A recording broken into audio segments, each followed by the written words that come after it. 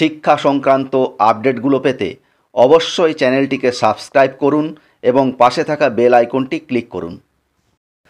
আপার প্রাইমারির নিয়োগ প্রক্রিয়ায় প্যারা টিচারদের জন্য তালিকা প্রকাশ করল স্কুল সার্ভিস কমিশন। সেই তালিকায় 1872 জনের নাম আছে। কমিশনের তরফে জানানো হয়েছে 2016 সালের আপার প্রাইমারি বা উচ্চ প্রাথমিকের নিয়োগ প্রক্রিয়ায় যে 10% পদ পার্শ্ব শিক্ষকদের জন্য সংরক্ষিত ছিল, সেখানে নিয়োগের জন্য যোগ্য প্রার্থীদের নামের তালিকা প্রকাশ করা হয়েছে। প্রাথমিকভাবে ভেরিফিকেশন হয়ে গিয়েছে প্রার্থীদের।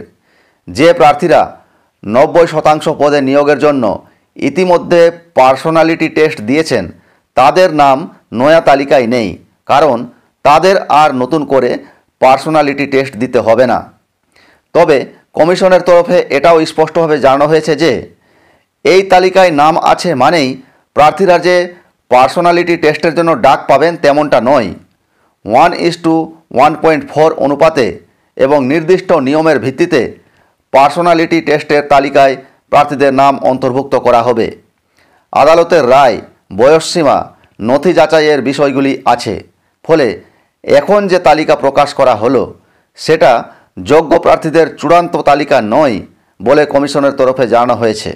এবং আপার প্রাইমারিতে নিয়োগের জন্য প্যারা টিচারদের পার্সোনালিটি টেস্ট কবে হবে এই ব্যাপারে বলা হয়েছে এটি 2024 সালের কোর্ট কেস এবং অন্যান্য বিষয়ের উপর নির্ভর করছে।